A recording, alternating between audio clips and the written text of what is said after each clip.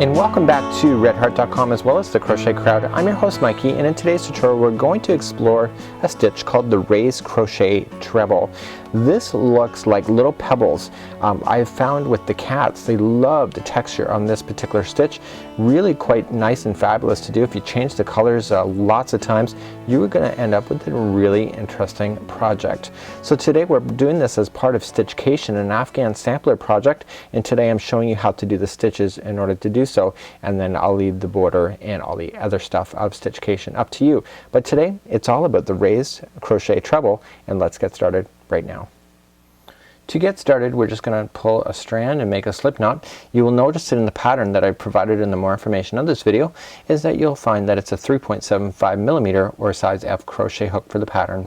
Now for Stitchcation I used a 5.0 millimeter size I, and for this one I'm using a size 6 or a size J. Make sure that the yarn complements the hook, and of course I'm using Red Heart Super Saver today. So for the actual square for Stitchcation we are going to chain 36. Remember, this one on the hook already does not count as one. So 1, 2, 3, 4, and 5. Please go all the way to 36 and I'll see you back in just a moment. To start off with the chain properly, what we want to do is that we want to single crochet ourselves along this chain. So it says that we have to go second chain from the hook, so we got 1 and 2, turn it over and get the back loop of that chain. It sticks up just like a back of a sea serpent or a spine, and basically you just want to single crochet yourself all the way across, only using the spine or the hump or the back loop, whatever you want to call it. So just please do that, single crochet all the way across, and I'll see you back in just a moment. So I've now come all the way across. I want to turn my work, and let's begin, and it's just really easy. We're just going to chain 1 and single crochet into the first, and now I'm going to explain. So we have trebles that we're going to be doing. In trebles we wrap and then into the stitch and then continue, and what happens is that the treble is much taller versus the single crochet, and what's happening is that because it doesn't have the room to grow, it's going to pop out and look like pebbles. So what we want to do is that we want to wrap and wrap, going into the next stitch, pull through 2, 2, and 2. See how high that was in comparison to the single crochet?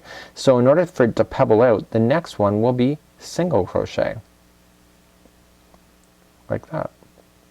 Okay, so the pebbling can either come out the front or it can come out the back, whatever you prefer. That's one thing that you just have to make up your mind when you're doing it, to make sure that you're consistent each and every time. So wrap and wrap, okay, into the next stitch, okay, and just let it go, and then single crochet to the next. I would be inclined, it's naturally wanting to go to the back, I would be inclined to let it go to the back. You know, why not, right?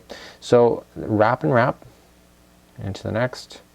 Why fight something that it's naturally wanting to do on its own? It really, I don't think you even think it really matters. So just continue to do that. So you'll notice on the front it looks pretty flat, but on the back you're starting to see the pebbling taking effect. So please do that all the way across, and I'll meet you back in just a moment, take you further into this stitch. So we're coming up to the very end of the row. I'm just maintaining that every other one is the treble and the other one is the single, and you're going to end up with a single right at the end. Easy, right? So we're going to turn our work, and you'll notice that all the pebbling is now in front. Isn't that pretty severe? Isn't that fabulous? It's no wonder the cats like it. I want to grab it. So this is very much like the other Stitchcation squares, that one row is all the work, and then the second row, which is now, is just chain 1, single into the first, and single crochet into each one going across.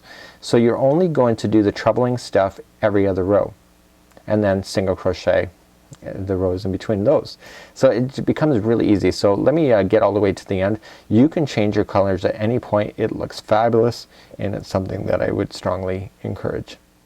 So now come all the way, and this is operating very much like most of the other stuff where everything is going to work up in a straight line. This is not like the popcorn. The popcorn, when it came out, it came every other one, so you had 1, 2, and then 3 like a triangle. This one here, these will stick out straight going up in a vertical and horizontal position. So let's begin again. We are going to chain 1, single crochet into the first, and then treble into the next. And you already know how to do this. And because it naturally wanted to go toward the back before, it's going to naturally do it again. So you don't need to worry about, you know, worrying about if these pebblers are going to end up on the right side or not because of the way that the pattern is written, but also because naturally it's also following into the direction that you want it to go.